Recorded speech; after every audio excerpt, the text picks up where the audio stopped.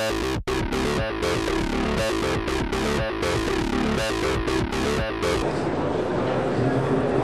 là, l'innovation, c'est vraiment l'aspect holographique, le fait qu'on ait l'impression que l'objet flotte au-dessus du cube.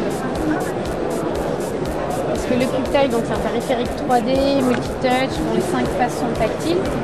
On l'utilise comme un clavier et une souris améliorée pour manipuler des objets 3D ou naviguer dans un environnement virtuel.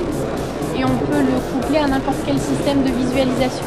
Ça peut être un grand mur d'images, un écran plasma, un écran auto-stéréo. Et ici, avec le système de visualisation type holographique.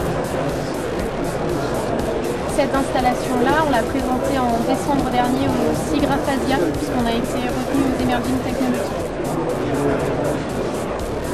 On s'est aperçu que cette face-là était moins accessible que les autres, donc moins utilisée. En l'occurrence, on lui a donné une fonctionnalité, la possibilité de faire rentrer l'objet dans le cube.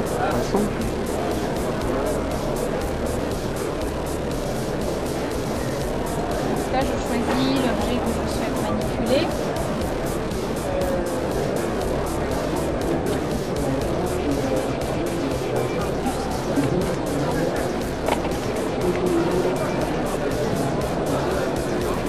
On peut tout à fait imaginer le CubeTile dans les musées pour rendre la culture plus accessible et plus interactive, que ce soit un objet qui n'existe plus, qu'on reconstitue en 3D, ou un objet qui existe qu'on numérise avec un scanner 3D et qui par exemple pourrait être trop fragile pour être montré au public.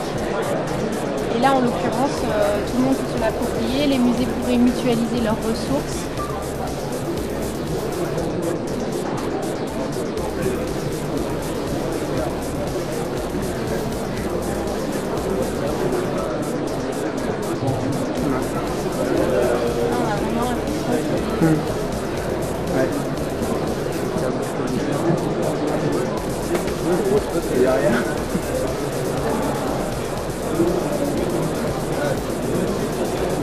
On retrouve tous les gestes tactiles pour faire des rotations, des zooms, des translations.